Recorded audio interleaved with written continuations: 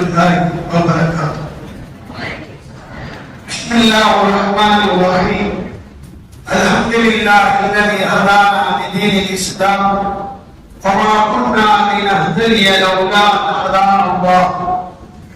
الصلاة والسلام على سيدنا محمد صلى الله عليه وسلم الذي أرسله بالحق بشيرا ونذيرا وداعيا إلى الله بإذنه وسراجا منيرا وعلى آله وصحبه أجمعين. أما بعد فقد قال الله تعالى في القرآن العظيم: فأعوذ بالله من الشيطان الرجيم واعتصموا بحبل الله جميعا ولا تفرقوا واذكروا نعمة الله عليكم إذ كنتم أعداء فألف بين قلوبكم فأصبحتم بنعمته إخوانا.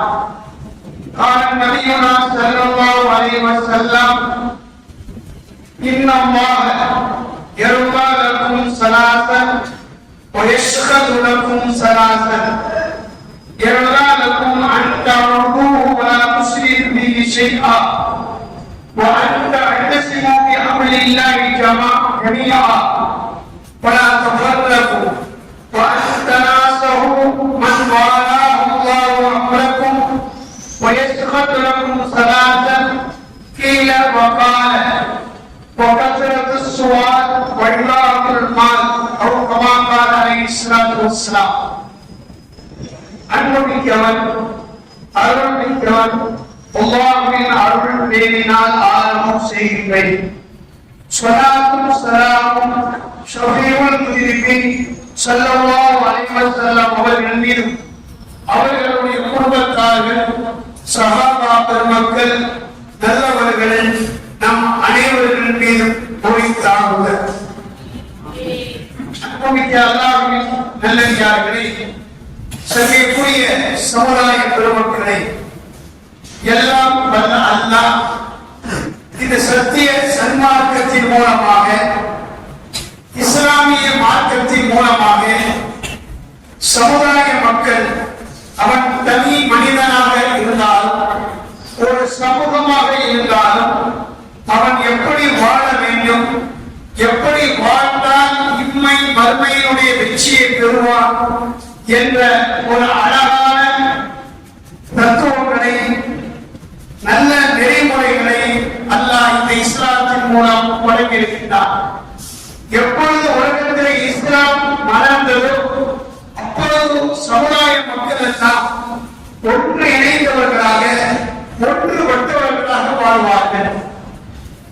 உலகத்திலே வாழ்கின்ற மனித சமுதாய மக்கள் பல்வேறு நிறங்களாலும், மொழிகளாலும், நாடுகளாலும் மாறுபட்டு வேற்றுமை இருந்தாலும் இஸ்லாம் என்ற ஒரு மார்க்கத்தின் மூலம், ஈமான் என்ற ஒரு மகத்தான தன்மை மூலம், குர்ஆன் என்ற அந்த ஒரு இறைமறையின் மூலம் சமூக மக்கள் வேற்றுமையை ஒற்றுமைப்பட்டு வருவார்கள்.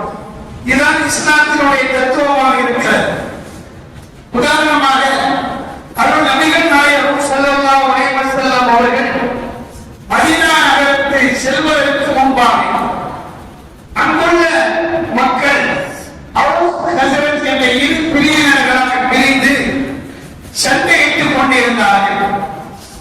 அவுஸ் ஹஸரத் என்ற இரண்டு பிரிவு, இவர்கள் ஒரு தந்தை பிள்ளைகள் தான்.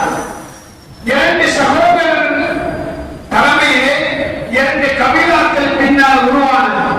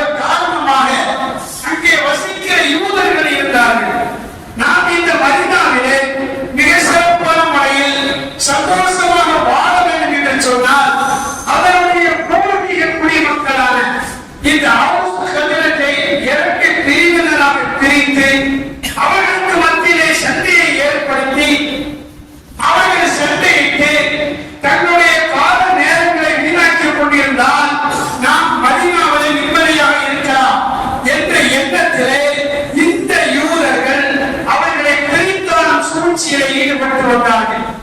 இவர்களுடைய தந்திரமான பிரித்தாளும் சூழ்ச்சியின் விளைவாக இந்த அவுஸ் கஸரஜ் கபீலாக்கள் ஒருவரை சண்டையிட்டு பிரிந்து சண்டையிட்டு வந்தார்கள். எந்த அளவுக்கு என்றால் அவர்கள் அவுஸ் கபீலாவை சார்ந்தவர்கள், எங்களுடைய முன்னோர்கள் கஸரஜில் இத்தனை நபர்களை கொலை செய்திருக்கிறார்கள், இவர்களுடைய தீரத்தை அவர்கள் செயல்படுத்தியிருக்கிறார்கள் என்று புகழ்ந்து பேசுவார்கள். அதுபோல கஸரஜ் கபீலாக்களும் எங்களுடைய முன்னோர்கள், எங்களுடைய சகோதரர்கள் அவுஸ் கபீலாக்களிடத்திலே போராடி போர்க்களத்திலே அவர்கள் விரட்டோட செய்திருக்கிறார்கள். அவருடைய தலையை கொய்து அவருடைய மட்டை ஓரத்திலே மதுவை ஊற்றி குடித்திருக்கிறார்கள் என்று புகழ்ந்து தங்களை பேசிக் கொள்வார்கள். இந்த அளவுக்கு அந்த இரண்டு பிரிவினர்களுக்கு மத்தியிலே மிக கடுமையான பகைமை இருந்தது. இந்த பகைமைக்கு ஒரு காரணம், அந்த இரண்டு கிளையாரும் ஒன்றுபட நினைத்தாலும் அவர்களை ஒன்றுபடாமல் தடுத்துக் கொண்டிருந்தவர்கள் யூதர்கள். இன்னைக்கு உலகம் முழுவதும் முஸ்லிம்களுக்கு மத்தியிலே பிளவுகளை ஏற்படுத்திக் கொண்டு வரக்கூடிய சரித்திட்ட காலங்களும் இந்த யூதர்களாக இருந்து கொண்டிருக்கிறார்கள். இவர்கள் மதீனாவில் அந்த வேலை செய்கிறார்கள். இந்த நேரத்தில் தான் மக்கத்தில் மலர்ந்த மதீனத்து ரோஜா தெய்வீக பேரொளி அருள் நபிகள் நாயகம் ஸல்லல்லாஹு அலைஹி வஸல்லம் என்ற ஒரு அற்புதமான பேரொளி மதீனாவுக்குள் வந்தது. இறை மலையினுடைய பேரொளி மதீனாவுக்குள் வந்தது. அல் குர்ஆனின் விளக்கமாக வாழ்ந்து காட்டக்கூடிய வள்ளல் நபி பௌர்ணமி சந்திரன் மதீனாவிலே பிரகாசித்தது. மதீனாவுக்குள் வந்தார்கள். நபி அவருடைய வேலை, நுபுவத்தின் வேலை சமத்துவத்தை ஏற்படுத்த வேண்டும், சமூகத்துவத்தை ஏற்படுத்த வேண்டும், ஒற்றுமையை ஏற்படுத்த வேண்டும், அனைவரும் நிம்மதியாக வாழ வேண்டும். இதுதான் இஸ்லாத்தின் தத்துவம். இதற்கு மாற்றமாக யார் நடந்து கொண்டாலும் அவர் இஸ்லாத்தை விட்டு வெளியேறியவர்கள், இஸ்லாத்துக்கு எதிரானவர்கள். முஸ்லிம்கள் என்று சொன்னார், இஸ்லாமியர்கள் என்று சொன்னார், அவர்கள் வாழ்கிற பகுதியிலே ஒற்றுமை இருக்கும், சமத்துவம் இருக்கும், சகோதரத்துவம் இருக்கும். ஆனால் நாம் இந்த முஸ்லிம்களாக இருக்கிறோம். நாம் ஒற்றுமட்டு இருக்கிறோம், நாம் எல்லாம் ஒற்றுமட்டு இருக்கிறோம், ஆனால் ஒற்றுமையாக இல்லை. நாம் ஒற்றுமட்டு இருக்கிறோம், கூடி வாழ்கிறோம், நமக்கு மத்தியிலே ஒற்றுமை இல்லை. ஏன் ஒற்றுமை இல்லை? இஸ்லாம் உலகத்திற்கு ஒற்றுமையை, ஒரு உயர்வை, ஒரு கண்ணியத்தை கொடுத்த மாற்றம் அல்லவா? நபிகள் நாயகம் ஸல்லல்லாஹு அலைஹி வஸல்லம் அவருடைய உம்மத்து என்று சொன்னார். இவருடைய பணி எப்படி இருக்க வேண்டும்? நபி அவர்கள் எந்த பணியை செய்தார்கள்?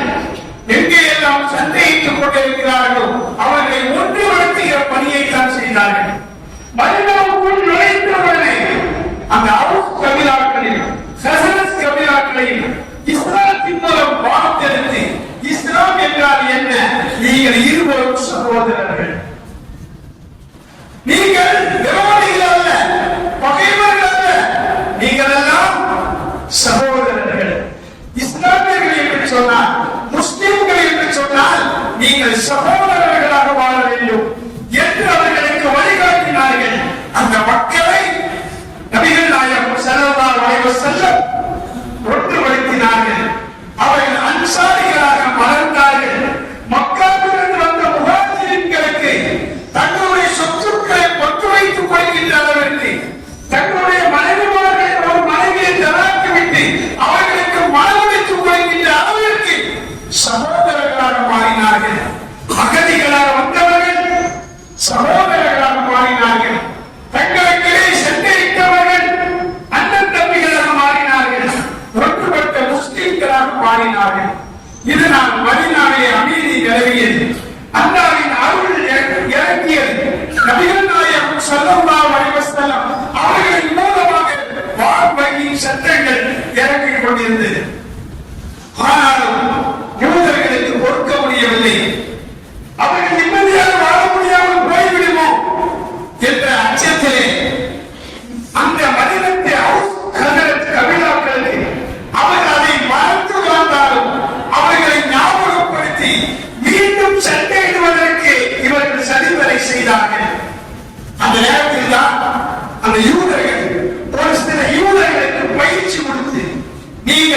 ஹவுஸ் கபிலாக்களை தனியாக சந்தியுங்கள், கஹ்ரஜ் கபிலாக்களை தனியாக சந்தியுங்கள்.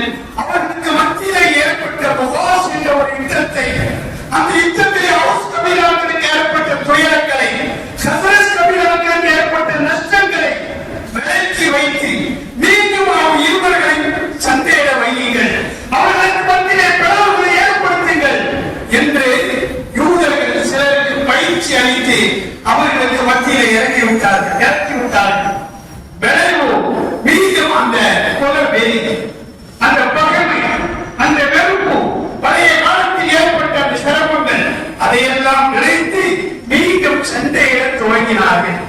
இந்த நேரத்தில் தான் நபிகள் நாயகம் ஸல்லல்லாஹு அலைஹி வஸல்லம் அவர்கள் அந்த இரண்டு கபிலாக்களையும் அழைத்து சொன்னார்கள், என் அன்புமிக்க சமுதாய பெருமக்களை, வஅத்தஸிமு பிஹப்லில்லாஹி ஜமீஆ, அல்லாஹ்வின் கயிற்றை நீங்கள் பலமாக பற்றிக் கொள்ளுங்கள். அல்லாஹ்வின் கயிறு என்பது என்ன? குர்ஆன். இன்னொரு கருத்து ஜமாத். சர் அப்துல்லாஹ் மஸ்ஊத் சொல்வார்கள் ஜமாத். இன்னொரு கருத்து நேர்வழி, இன்னொரு கருத்து ஈமான், இஸ்லாம். இதை நீங்கள் பற்றி பிடியுங்கள், குர்ஆனை பற்றி பிடியுங்கள், ஜமாத்தை பற்றி பிடியுங்கள், நேர்வழியை பற்றி பிடியுங்கள். நீங்கள் பிரித்து விடாதீர்கள் என்று சொல்லிவிட்டு ரசூலுல்லாஹி ஸல்லல்லாஹு அலைஹி வஸல்லம் தனக்கு இறங்கிய வசனத்தை ஓதி காட்டுகிறார்கள். ஒரு குரு நிஅமத்துல்லாஹி அலைக்கும், அல்லாஹ் உங்கள் மீது செய்த நிஅமத்தை நீங்கள் எண்ணி பார்த்தீர்களா? இது குத்துமானால் நீங்கள் விரோதிகளாகத்தான் இருந்தீர்கள், நீங்கள் விரோதிகளாகத்தான் இருந்தீர்கள். அல்லாஹ் என்னை உங்களுக்கு மத்தியிலே அனுப்பி இஸ்லாத்தின் மூலம், இறை மார்க்கத்தின் மூலம் உங்களுடைய இதயங்களில் அன்பை ஏற்படுத்தி இருக்கிறார். நீங்கள் விரோதிகளாக இருந்தீர்கள், ஈமான் கொண்ட மறுமையாளி நீங்கள் சகோதரர்களாக மாறிவிட்டீர்களே. இதை நீங்கள் நினைத்து பார்க்க வேண்டாமா? நீங்கள் எப்போது சகோதரர்களாக இருக்கின்றீர்கள் என்று இந்த வசனத்தை ஓடி காமித்த மறு வினாடியான சமூகம் ஒன்றுபட்டது. அந்த இருவர் ஒன்றுபட்டார்கள். நாங்கள் சகோதரர்கள், அந்த எங்களுக்கு அன்பை கொடுத்திருக்கிறார், இனி ஒரு காலம் நாங்கள் சண்டையிட மாட்டோம் என்று நபியினுடைய சொல்லுக்கு கட்டுப்பட்டார்கள். நபி அவர்கள் அந்த சமுதாய மக்கள் ஒன்றுபட்டு இருப்பதை சீர்குலைக்க நினைக்கின்ற சைத்தானை சக்திகளிலிருந்து நபி அவர்கள் பாதுகாத்தார்கள். இன்னொரு கட்டத்திலே நபி அவர்கள் மஸ்ஜித் நபவியிலே தொழுகைக்காக இருக்கிறார்கள், தொழுகைக்காக வருகிறார்கள். இந்த நேரத்தில் ஒரு செய்தி அவர்களுக்கு வருகிறது. குஃபார் என்ற பள்ளிவாசலுக்கு அருகிலே முஸ்லிம்கள் இரண்டு பிரிவுகளாக பிரிந்து ஒருவர் அடித்துக் கொண்டிருக்கிறார்கள், கல்லை கொண்டு எரிந்து காயப்படுத்திக் கொண்டிருக்கிறார்கள். இந்த செய்தி நபி அவர்களுக்கு வருகிறது. பள்ளிக்கு வந்திருக்கிறார்கள், ஜமாத்துடைய நேரம், தொடர் வைக்க வேண்டும். நபி அவர்களுக்கு இந்த செய்தி சொல்லப்படுகிறது. இந்த செய்தியை கேட்ட மகன் நிமிஷமே அங்கே இருந்த பள்ளியில் இருந்த தன் தோழர்களை எல்லாம் அழைத்துக் கொண்டு நேர குஹா என்ற பகுதிக்கு சென்றார்கள். அந்த இரண்டு சகோதரரையும் அழைத்து சொன்னார்கள், என்ன கல்லை கொண்டு எழுந்து காயப்படுத்திக் கொண்டிருக்கிறீர்கள், நீங்கள் யார்? இந்த ஆயத்தை ஓதி காட்டினார்கள். இஸ்லாம் என்றால் என்ன தெரியுமா? ஈமான் என்னன்னு தெரியுமா? தௌஹீத் என்னன்னு தெரியுமா? உங்கள் உள்ளங்களில் அன்பு இருக்க வேண்டும். யார் யாரையும் காயப்படுத்தக்கூடாது, வார்த்தைகளா ஆயுதங்களா யாரையும் காயப்படுத்தக்கூடாது. அவர்கள் தான் உண்மையான ஈமான் உள்ளவர்கள் என்று நபி அவர்கள் இரண்டு சாராரையும் வைத்து அவர்களுக்கு மத்தியிலே ஒற்றுமையை ஏற்படுத்தி சகோதரர்களாக மாற்றிவிட்டு வருகிறார்கள். நபி அவர்களுக்கு அப்பொழுதுதான் ஜமாத்துடைய தொழுகையை தவறி பள்ளிக்கு வருகின்ற போது அப்துல் ரஹ்மானின் அவர்கள் தொழ வைக்கிறார்கள். பக்தி நேரம் முடிந்து விடுமோ என்ற எண்ணத்தில் தொழ வைக்கிறார்கள். பிந்தி வந்த ரசூலுல்லாஹ் பின்னால் இருந்து தொழுதார்கள். அன்னைக்கு தான் அவருடைய ஜமாத்துடைய முழுமையான ரக்காத்து தவறி இருக்கிறது. இங்கே நாம் கவனிக்க வேண்டும், ஒரு பரவான ஜமாத்துடைய வணக்கத்தில் கூட நாம் விட்டுவிட்டு சமுதாயம் இரண்டாக இருந்தால் அவர்களை ஒன்றுபடுத்துவது கடமை என்பதை நாம் விளங்கிக் கொள்ள வேண்டும். என் அன்புமிக்க சமுதாய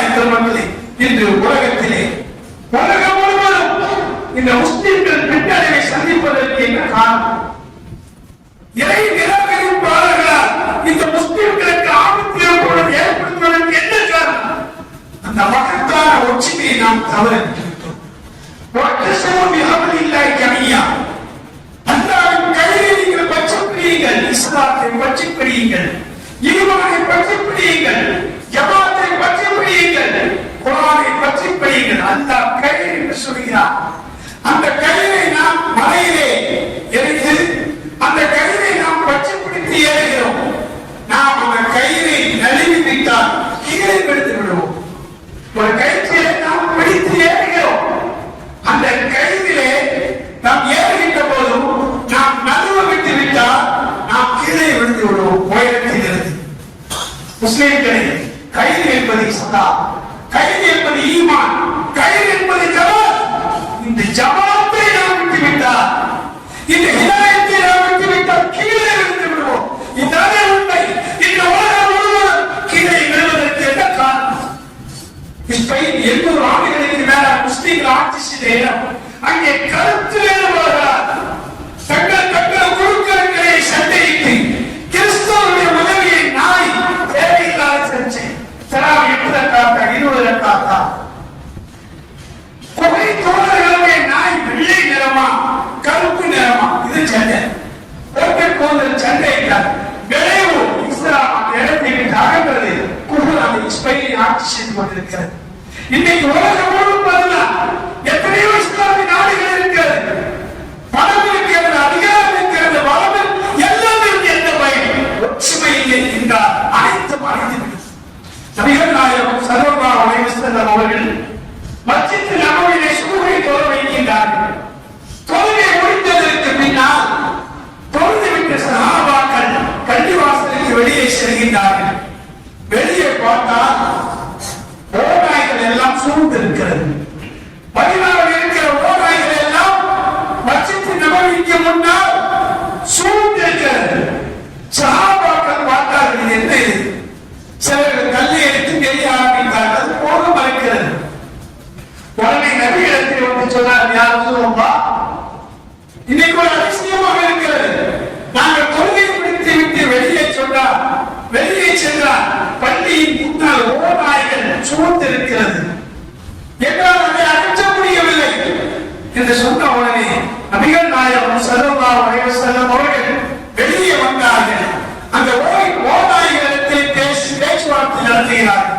நபி அவர்களுக்கு தெரியும், நபி அவர்கள் எல்லா பிராணிகளுக்கும் பேசுவார்கள். ஒட்டகத்தில் பேசியிருக்கிறார்கள். ஏன் கல்லுட ரசூலுல்லாஹி ஸல்லல்லாஹு பதில் சொல்லுவாங்க. இந்த ஆட்கள் நபி அவர்களுக்கு அல்லாஹ் வழங்கியிருந்தார். அதனால் அந்த பிராணிகளிடத்தில் பேச்சுவார்த்தை நடத்துகிறார்கள். நீங்க ஏன் இங்கே வந்தீர்கள்? அவர்கள் சொன்னார்கள், எங்களுக்கு இறை கிடைக்கவில்லை, எங்களுக்கு ஆடுகள் ஒட்டகங்கள் இதெல்லாம் கிடைக்கும், எதுவுமே இப்ப கிடைக்கிறாங்க. அப்பொழுது ஸல்லல்லாஹு அலைஹி வஸல்லம் சஹாபா பெருமக்களை பார்த்து சொன்னார்கள், நீங்கள் நல்லவர்களாய் இருக்கின்றீர்கள், நீங்கள் சிறந்தவர்களாய் இருக்கின்றீர்கள், ஒட்டுமொத்தவர்களாய் இருக்கின்றீர்கள், பிறருக்கு உதவி செய்யக்கூடியவர்களாய் இருக்கிறீர்கள். அல்லாஹ் உங்கள் ஆட்டு பந்தையை பாதுகாக்கிறார், உங்கள் சொத்து சுகங்களை பாதுகாக்கிறார். இந்த ஓநாய்களிடமிருந்து மட்டுமல்ல, இதனுடைய போகுள்ள அத்தனை ஷைத்தானியத்தான சக்திகளிலிருந்து அல்லாஹ் பாதுகாக்கிறார். காரணம், நீங்கள் ஈமான் உள்ள இஸ்லாமிய சமுதாயத்தை பின்பற்றக்கூடிய மக்களாக இருக்கின்றீர்கள் என்று சொல்லிவிட்டு ஓநாய்களை பார்த்து நபி அவர்கள் சொன்னார்கள், உங்களுக்கு இறை கிடைக்கவில்லையா? எப்பொழுது கிடைக்கும் தெரியுமா? எப்பொழுது ஆட்டு மந்தையில் என்று ஒரு ஆடு அந்த ஆட்டு மந்தையை விட்டு வெளியே வருகிறதோ அப்பொழுது உங்களுக்கு இறை கிடைக்கும். இதன் மூலம் ரசூலுல்லாஹ் உணர்த்துவது என்ன? நீங்கள் ஒன்றுபட்டு ஜமாத்தாக இருந்தீர்கள் என்று சொன்னால் உங்களை எந்த சக்தியும் ஒன்று செய்து விட முடியாது. எப்போது ஜமாத்துகளிலே பிரிவை ஏற்படுத்தி விட்டீர்களோ, நபிகள் நாயகம் ஸல்லல்லாஹு அலைஹி வஸல்லம் சொல்வார்கள், மன் காலல் ஜமாஅத், யார் ஜமாத்தை விட்டு புறப்பட்டு விடுகிறார்களோ, ஃபகத் ஹலக ரீகத்துல் இஸ்லாமின் முல்கி, அவருடைய கருத்திலிருந்து இஸ்லாம் என்ற வாரியத்தை கழட்டி விட்டார். இன்னொரு பொற்பொழிவை சொல்வார்கள், மன் காலல் ஜமாஅத், யார் ஜமாத்தை விட்டு பிரிந்து விடுகிறார்களோ, ஷிப்ரன் ஒரு ஜான் அளவுக்கு பிரிந்து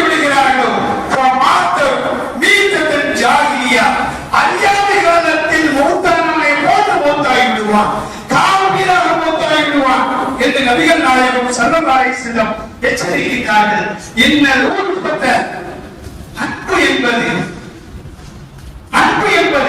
ஜமாத்தில் தான் இருக்கிறது. அந்த ஜமாத்தில் தான் ரஹ்மத் இருக்கிறது. இன்னல் புல்கத்த பிரிவு என்பது அதாபு வேதனையாக இருக்கிறது. சமுதாய பெருமக்களை கொஞ்சம் எண்ணி பாருங்கள். தீன் என்றால் நசிகத், நசிகத் என்றால் நல்லதை நாடு. சஹாபாக்கள் கேட்டார், யார் சொல்லலாம் தீன் என்றால் நல்லதை நாடுவது. யாருக்கு நல்லதை நாடுவது?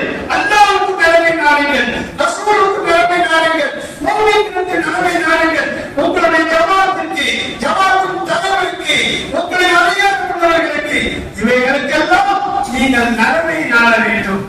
யாருக்கும் எந்த வகையிலும் தீங்கை நாடக்கூடாது என்று நபி அவர்கள் சொல்கிறார்கள். சமுதாய பெருமக்களை கொஞ்சம் எண்ணி பாருங்கள். முஸ்லிம்களுக்கு மத்தியிலே பிளவுகள் ஏற்படுவதை சூழ்நிலை எச்சரிப்பார்கள். அவர்கள் ஒரு ஜாகிரியத்தை பையனாகும். நான் உங்களுக்கு மத்தியிலே இருக்கின்ற போதும் அறியாமை கால பண்புகளின்படி நடக்கின்றீர்களா, ஆரம்பிக்கின்றீர்களா? அறியாமை காலம் இஸ்லாம் வருவதற்கு முன்னர் வாழ்ந்த மக்கள் மிருகங்களாக வாழ்ந்தார்கள், மிருகம் கோபடைத்தவர்களாக வாழ்ந்தார்கள். சின்ன சின்ன விஷயங்களுக்கு சண்டையிட்டு ரத்த கலையை ஏற்படுத்தி வாழ்ந்தார்கள். கோபத்திறக்கம் காட்டிக் கொடுக்கிறது, துரோகம் செய்வது, மனித இனத்தை நிம்மதியாக வாழ விடாமல் இந்த பாவத்தை அணுக்கப்படுத்திக் கொண்டு வாழ்ந்தார்கள். ஆனால் இஸ்லாம் மக்களை இறைக்குடன் வந்தார்கள், வந்தது. நீங்கள் முஸ்லிம்களாக மாறினீர்கள் என்று சொன்னார். உங்களுக்கு மத்தியிலே ஒற்றுமை இருக்க வேண்டும், சமத்துவம் இருக்க வேண்டும், சமத்துவம் இருக்க வேண்டும். சின்ன சின்ன பிரச்சனைகளுக்கெல்லாம் நீங்கள் கருத்து வேறுபாடு கொண்டு தயவு செய்து பிரித்து விடாதீர்கள். நீங்கள் பிரிந்து விட்டால், ஒற்றுமையை இழந்து விட்டால் விலகிக் கொள்ளுங்கள். உங்களுக்கு எவ்வளவு செல்வங்கள் இருந்தாலும் சரிதான், அதிகாரங்கள் இருந்தாலும் சரிதான், அவைகளினால் எந்த பிரயோஜனம் இருக்காது. இன்னைக்கு முஸ்லிம் நாடுகள் இருக்கிறது, ஒற்றுமை இல்லை. உலகம் முஸ்லிம்கள் பாதிக்கப்படுகிறார்கள். பாலஸ்தீனத்திலே ஒரு சிறு பகுதியிலே அநியாயமாக கொல்லப்பட்டுக் கொண்டிருக்கிறார்கள். உலகம் முழுவதும் நாங்கள் 700 முஸ்லிம்களை சொல்கின்றோம். என்ன நடந்து கொண்டிருக்கிறது? இன்று இஸ்லாம் எதிரிகள் முஸ்லிம்களை பிரித்தால் சூழ்ச்சியிலே வெற்றி பெற்று விட்டார்கள் என்று என்ன தோன்றுகிறது? ஆகவே சமுதாய பெருமக்களை நாம் சகோதரர்களாக மாற வேண்டும், ஒன்றுபட்டவர்களாக மாற வேண்டும். நமக்கு மத்தியில் இருக்கிற அத்தனை கருத்து வேறுபாடுகளும் கரைந்து நமக்கு ஒரே இறைவன் தான், ஒரே இறுதி தூதர் தான், ஒரே குர்ஆன் தான், ஒரே கொள்கை தான். சின்ன சின்ன பிரச்சனைகளுக்கு நாம் கருத்து வேறுபாடு உண்டு. பிரிந்து ஒருவரை ஒருவர் வெறுப்புடன் பார்ப்பது ஈமானுக்கு அழகல்ல. நாம் ஈமானை, இஸ்லாத்தை, இறைவனை, இறை தூதரை பலமாக பற்றி பிடித்துக் கொள்ள வேண்டும். அந்த ஒற்றுமை தான் நமக்கு மகத்தான உயர்வை பெற்றுத் தரும். எல்லாம் அல்லாஹ் நம் அனைவர்களையும் குடும்பம் முதல் ஊர் ஜமாத் முதல் அகில உலகம் முழுவதிலேயும் முஸ்லிம்களை ஒற்றுப்பட்டவர்களாக சகோதரர்களாக ஆக்கி அன்புடையவனாக இந்த ஒற்றுமையை நிறைக்கக்கூடிய விதத்தில் நம்முடைய செயல்பாடுகளை அல்லாஹ் நமக்கு அமைத்து தருவானாக என்ற நல்ல நேரத்தில் கேட்டுக்கொண்டு என் வாழ்க்கையை நிறைவு செய்கிறேன். அஸ்ஸலாமு அலைக்கும் வரஹ்மத்துல்லாஹ்.